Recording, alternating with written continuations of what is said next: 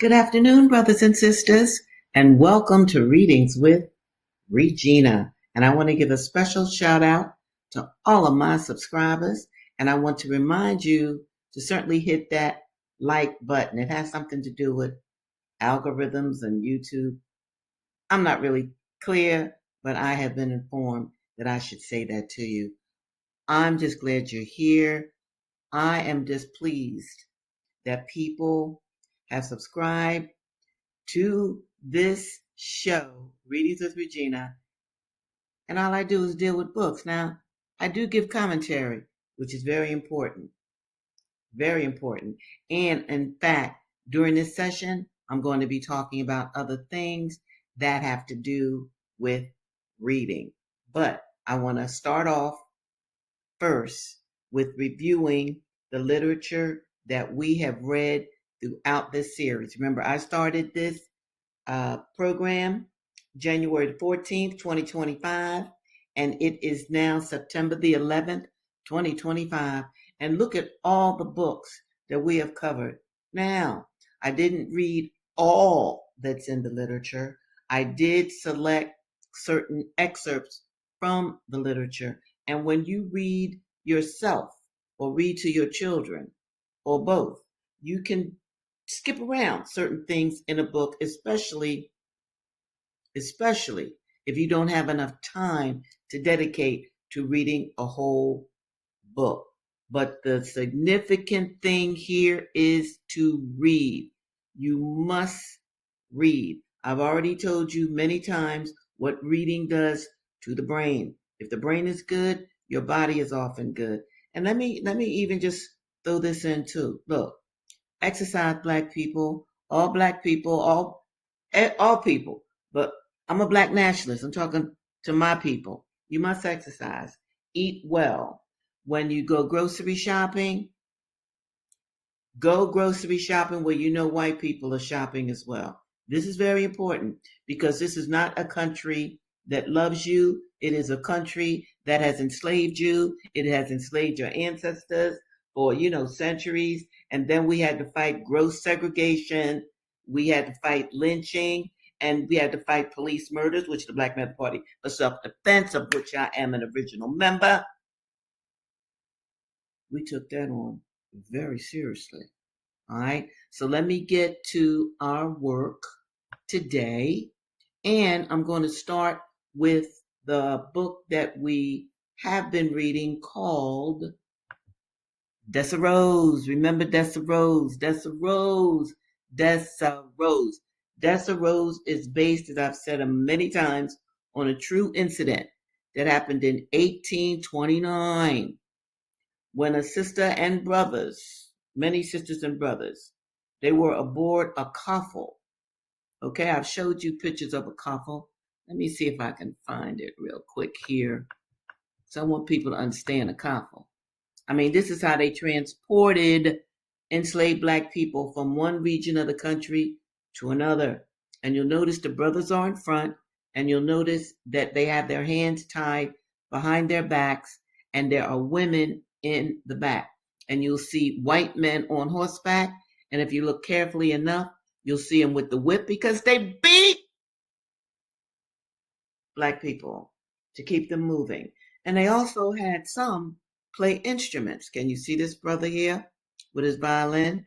Okay. And you can see a story about the black man, the black enslaved man with his violin in the movie 12 Years a Slave. So I just wanted you to see that so that you can understand the power that a pregnant woman in 1829 somehow got out of her chains or her ropes or whatever, got the brothers out, and they took over that coffle and they slaughtered some of the white enslavers that were looking to move them and sell them to another area.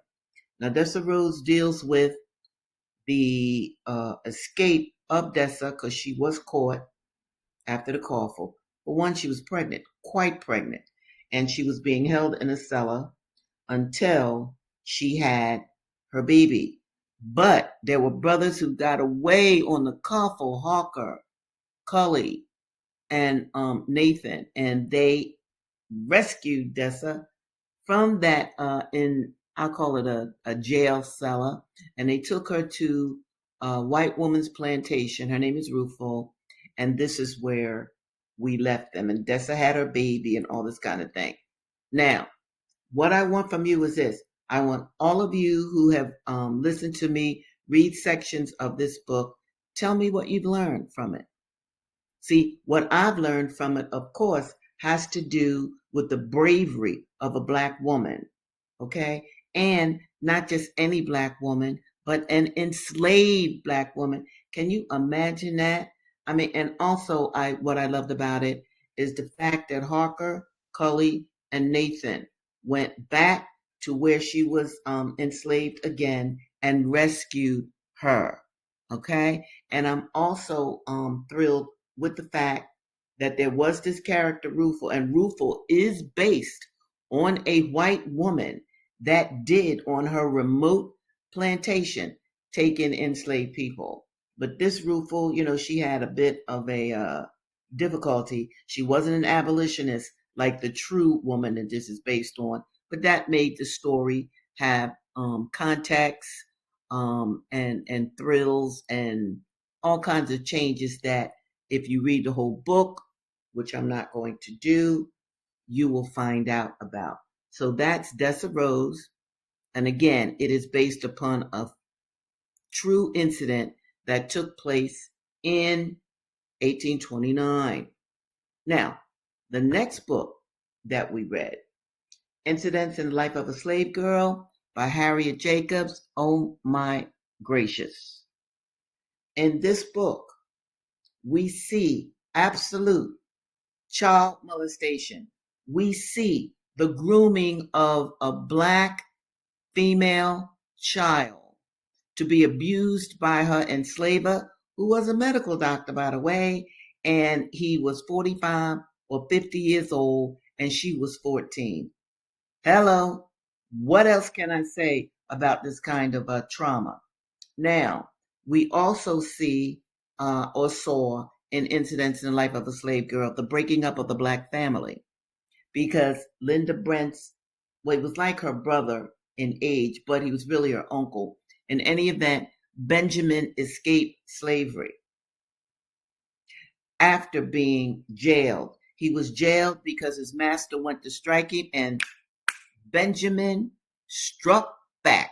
So, of course, he was put in jail, and he may have been on his way to being lynched.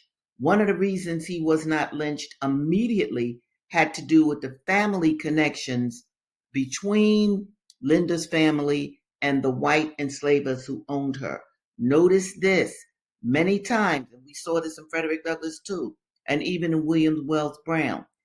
Families owned slaves, you dig? And when one family member died, the enslaved people were passed down to other family members. So that is something that really intrigued me personally when I first started reading these books. So that's Incidents in the Life of a Slave Girl, a very good read.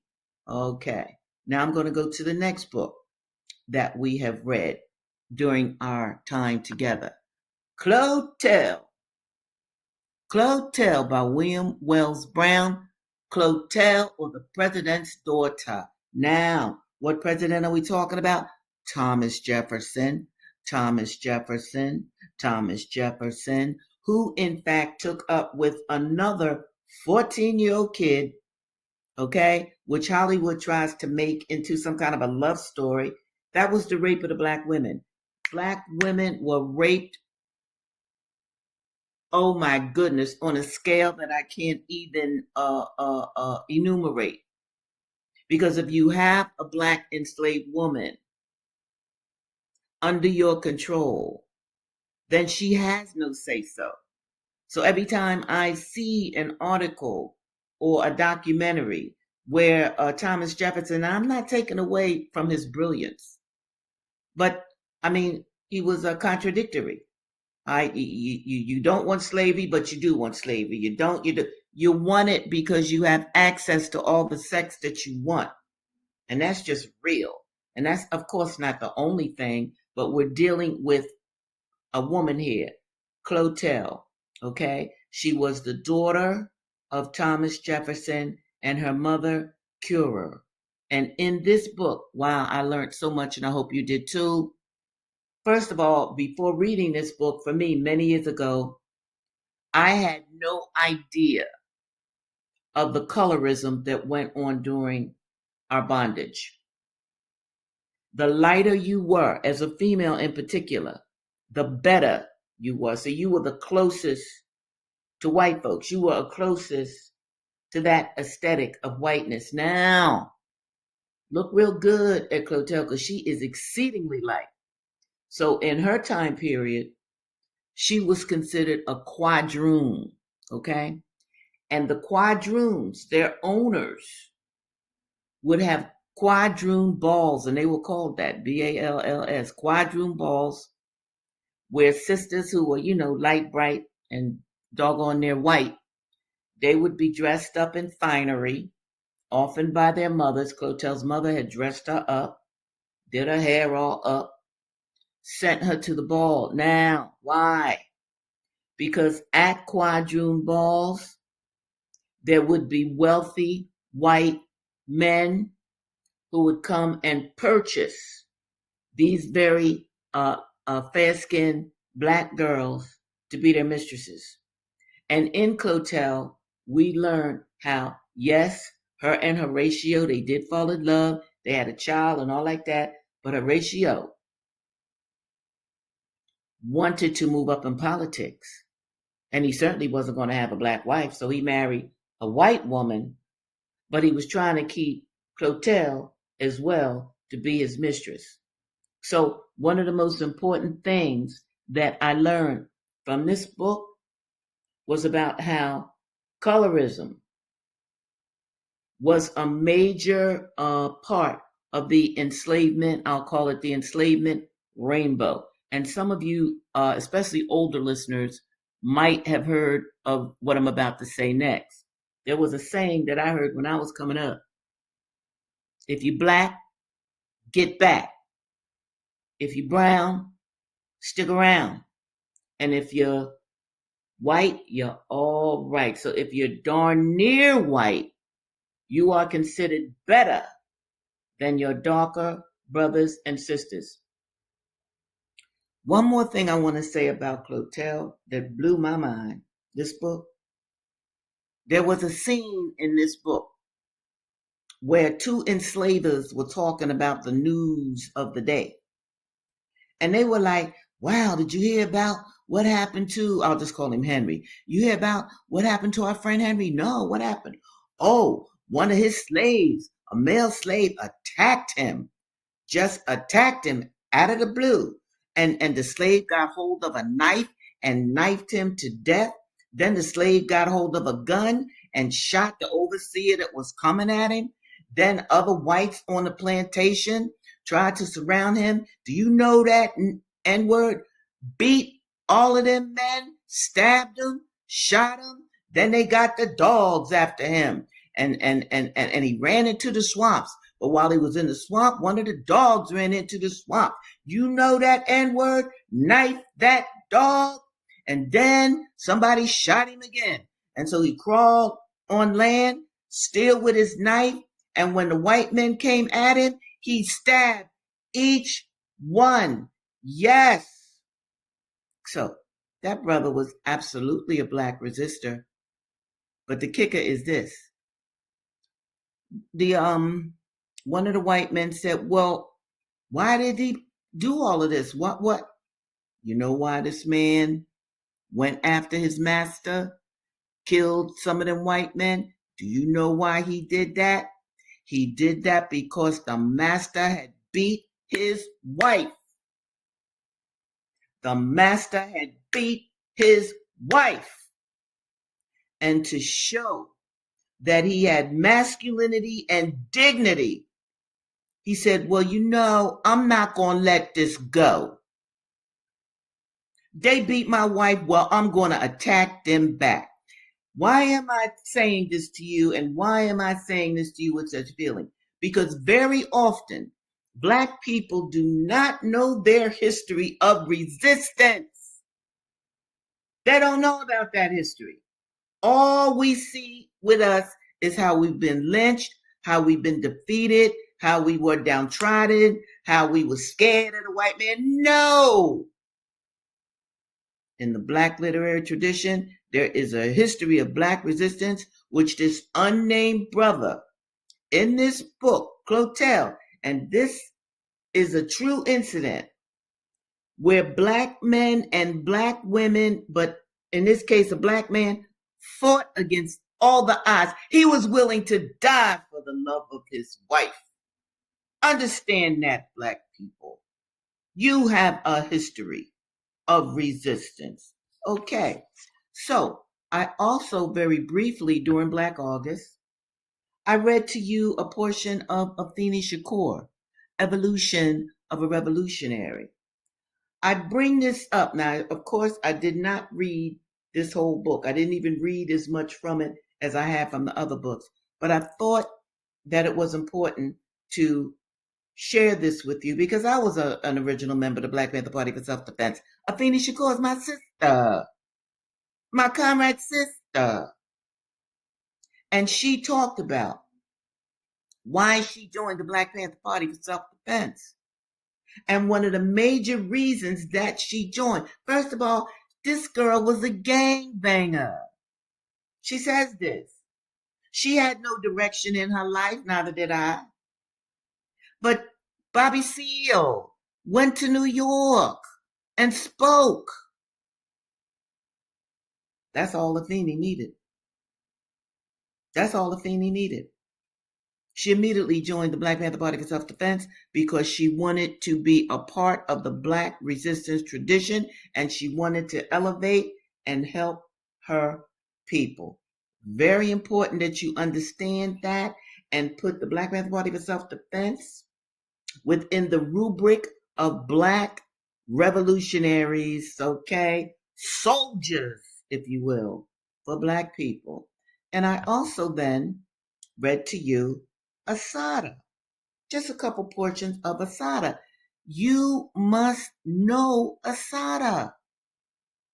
Asada was a member of the Black Panther Party for Self-Defense, was forced to go underground, so she joined the Black Liberation Army, and you need to know about the Black Liberation Army. This sister was not only brilliant, but she was very courageous. You must know about these people. Asada, an autobiography. You should have that book in your home. Read about the making of a revolutionary through the eyes and the saga of Asada. And Asada is still with us. Asada is sitting in Cuba. All the presidents since then have been trying to capture her, including Barack Obama. Now, I expected Trump and Rubio and all of them to call her a cop killer. By the way, when Rubio called her a cop killer, and I think President Trump did too, I wrote him a letter. Yes, I did. Because Asada's more than a cop killer. And where does the police force come from? It comes from the enslavement of Black people. The police went after runaway slaves. Oh, yes, they did. And that it advanced over time into a police force. But I'm here to tell you today, when we look at the police brutality, you can see that some of the racism from earlier centuries is still there. Why do they beat and kill Black people? You understand? So her text is important. I only read a few sections from it. That's why I encourage you to get the whole book, read it, share it with your children. That means a lot because you want your children to know that they had a Black army, Jack. Yes, they had a Black army of men and women, sisters and brother, and we were willing to die for you. Yes, we were. The Panther Oath was a part of that. We knew what we were doing. We knew the dangers, but we also knew we had to stand up for Black people. We couldn't let Black people continue to be abused by the police, by the state. We couldn't let all the infractions, all the inhumanity, all the dishonor continue to happen to our people. So all of us that joined the Black Panther Party for Self-Defense across the country, we knew we might go to jail. We knew we might be killed. We knew we might be wounded, but we loved you all so much. We said, that's all right. We're going to be soldiers for our people. So I want you to know that members of the Black Panther Party for Self-Defense, this is how we thought. Okay? And let me just clear this up right now. None of us went out looking for police. Nobody did that. We were just ready to deal with the police who had been dealing wrongly, inhumanely with our people. Hello. So I want you to know that in the 1960s and 1970s, you had a Black army that loved you so doggone much that they were willing to fight for you, for your honor. Okay. Now I'm going to switch gears here. Let me go back to, I want to get another banner here. Now, one of my Panther brothers, wait a minute, let me find his book. Hold on, here it is. Jalil Mutakim. Lord have mercy. That brother did 49 to 50 years in prison for you. He was a member of the Black Panther Party for Self-Defense and then became a member of the Black Liberation Army. I need you to read his book. I need you to get his book. You need to know what that brother went through and what he gave up so that you could have a Black army that loved you so much that they were going to stand up for you. And notice the title of this book. It's called We Are Our Own Liberators, and that's what we are. That's what we are. Nobody is going to respect or free or assist Black people but Black people. And Black people have to get that thinking in their heads. Whatever it is that you do on this earth while you're here, if you are Black, whatever you do, it should in fact improve and assist the entire Black nation. Okay? That is key. You don't need to just think of yourself as, well, I'm going to get a job, I'm going to. No, what you want to do something very special, something that is absolutely geared to elevate not just yourself, but your entire race. And that's for you to figure out. So, Jalil Mutakim, who did 49 or 50 years. Did you hear what I said, people?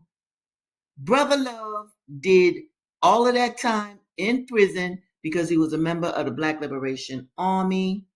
And the prison system is inhumane. But nevertheless, good news, my people. Brother is out of prison and he's doing a course online, a free online course. I attended yesterday. You ought to sign up for that course and see this good brother. You ought to see him. Okay? You ought to hear what he has to say. He reads mostly from his book, which was written, I think, late 70s, 80s, whatever. But it's relevant for today. Plus, you will be supporting one of our heroes. All right? Now, I have a address on my banner here. You see it? Teal Ranelli. And that's her Gmail account. If you want to join this class, and I encourage you to do so, a lot of good young people were there the other night. I love it. If you want to join this class, email Threads of Truth. Threads of Truth. So I'm going to leave that up there. Let me do this. And that was him back in the 70s. And this is Jalil today. I just love this brother. Okay, revolutionary love. And I'm so happy. He's married. He got married. Oh, isn't that beautiful? Oh, much love to the good sister that is making his life complete. Now, the last thing I want to say to you is actually about me. This is one of my books. I got about 6 of them. It's called Blacks in Race Defense, Killers and Cutthroats. Yes! Now, what I want you to do, I want you to get my book. Yes, I do. Because my book does not have enough reviews. See, I'm not a famous writer, okay? I'm just Regina. You dig? So I need reviews, all right? And the only way I can get reviews, Amazon is like this. People have to buy the book from them. See, when I give talks or whatever, I sell my book and it's all good. Boom, boom, boom. But my book does display on Amazon.com. And the only way that you can write a review for me is to buy the book from them. What can I tell you? It's Amazon. Now, let me show you this. The book is about Black resistors who fought against white terrorists and won. Yes. Now, this is Queen Nzinga. Love her. Love her. And see, her life is all in poetry in this book, Blacks in Race Defense, by me, Regina Jennings. Now, let me show you somebody else in this book that when I found out about this sister, I couldn't believe it. And by the way, all of these are true. This is where is this?